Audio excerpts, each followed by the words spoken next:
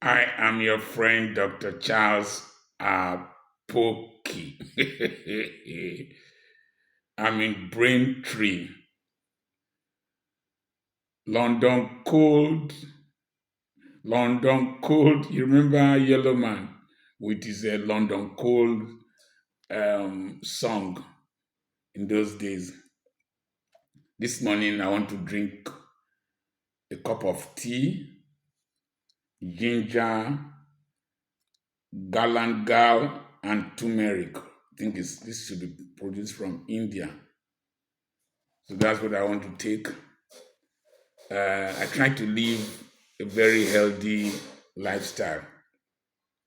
We've been reminiscing on our past, and this morning I was telling them the story of how I got married. I got married at 26. I was doing my national youth service then at Aba. My wife was 24. My allowance was 200 naira. And then my host mentioned the name of his uncle, Emore, Chief Emore, Mercy's father, Mercy Emore, Mercy that married my friend Arido Mobogari. And I told them I bought the drinks I used for my marriage on credit. Christmas, madman. My wife has a lot of faith. If I am myself, I won't marry myself. I don't agree marry myself. If I were to be a woman, I won't marry myself. So I bought drinks on credit.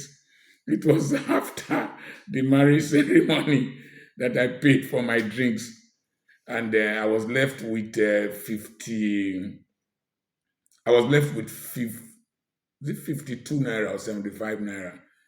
Then I paid. Yeah, I paid. It was more than 52 naira. I paid for transport for my wife and I to go to Aba for national service. We paid 52 naira for the back seat of the station wagon Peugeot 504 then to carry our little belongings.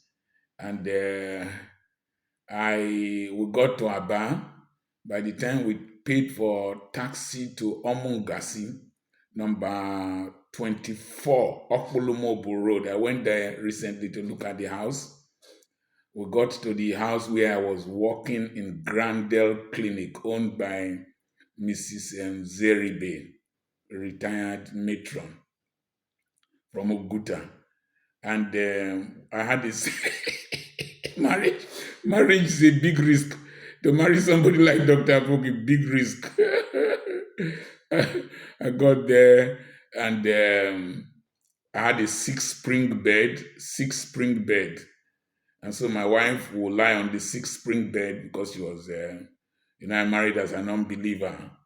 It was after my first son that I became a Christian and I got born again. She was pregnant, so she would lie on the bed with pregnancy. I would lie on the floor.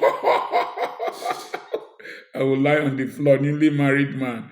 I would lie on the floor. In fact, the day we got married, I slept on the floor and put my wife's wrapper on the ground and slept and tied one of the wrappers on the window, and that was our curtain. But we had hope. We had hope of a glorious future. When my children wedded, it was a glorious occasion. They didn't have that kind of challenges. In fact, my son went to wed in Denmark recently, did his engagement party to his wife in Paris. Oh, see Dr. Apoki children, Paris. And then the other one wedded in Bucharest. And no, in Yash. Very beautiful ceremony. But to God be the glory. I am here. I am here. London cold, I'm here. And the excitement I have is not because I came to London. If if I have my way, I won't leave Nigeria to any place. But we are building a global brand. Today, as I'm here, I am doing counseling, global counseling. I was discussing with somebody in India. The person watches my videos. My videos keep the person company and hope. I had a consultation with somebody from the UK here, a Muslim. I had another consultation, I think, with somebody from the United States. Or so when I look at where I am coming from and where we are and where we are going to and what we are doing, I feel very excited.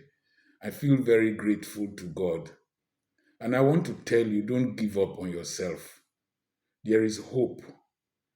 Don't ever feel bad about what you are going through. Always project beyond yourself. Look at what you are going to become.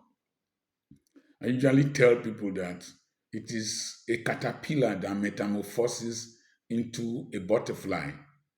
A caterpillar crawls, devours vegetables, and it's not too attractive. But there is this quiescent stage, the pupa stage, where the colors and everything are crystallized. And I had a pupa stage. That pupa stage was when I was at a bar, and a lot of things I was doing, importation and all that, became very uninteresting. And I felt I was not as dynamic as my mates. I felt I was left behind. There was a day I even spoke in Igbo language, Efuolam, that is, I am lost.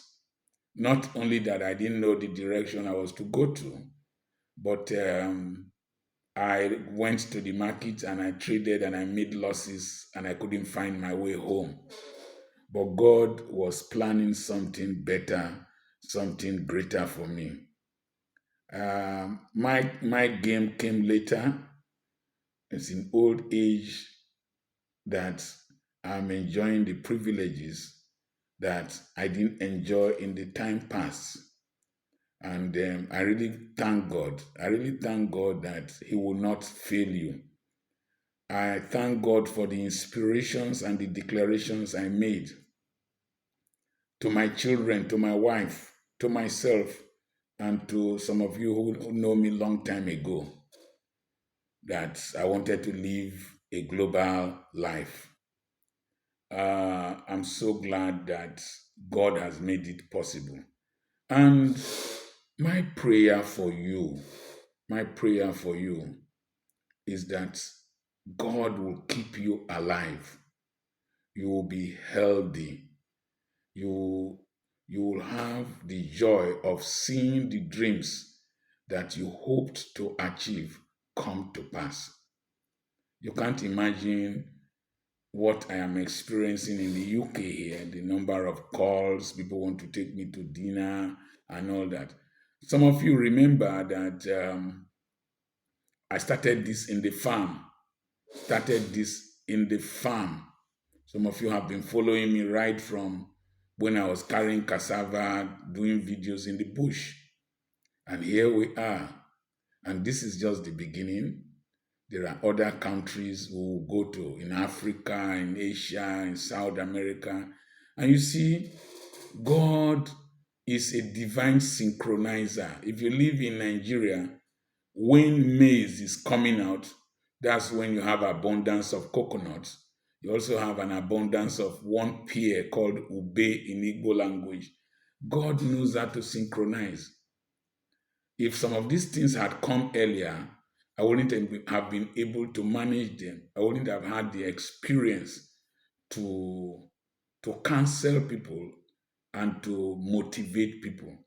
If it had come earlier, I wouldn't have had the finances to travel, to, to spend when I come to a nation like this.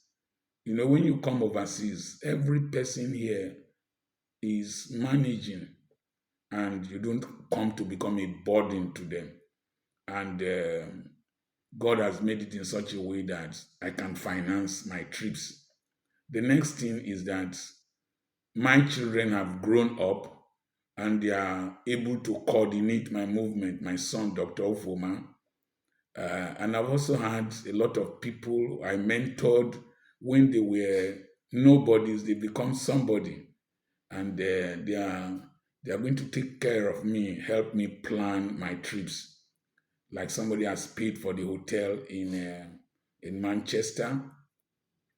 Marcus and Roosevelt are organizing a boat cruise, and in London here, somebody just went to pay a deposit for a place for the meet and greet. Emwa, who used to be my protocol in Benin City, is going to be available, and things just fall together. They just work together. Remember, I did a video on synchronicity. Carl Jung, the philosopher from Holland, talked about synchronicity. That when you are keyed to a higher purpose, synchronicity takes place. I think that that higher purpose is Jesus Christ, and the Holy Spirit synchronizes your life. My prayer for you, you will not be left behind. Where your mates got to before you, you will get there. The snail was able to enter Noah's ark. God will pick you up and lift you up. He will strengthen you. He will give you ideas. He will give you inspiration. He will give you insight. He will give you instincts. People will connect to you. Those who have no value for you, God will migrate you away from them. Those who have no respect for you, God will migrate you away from them.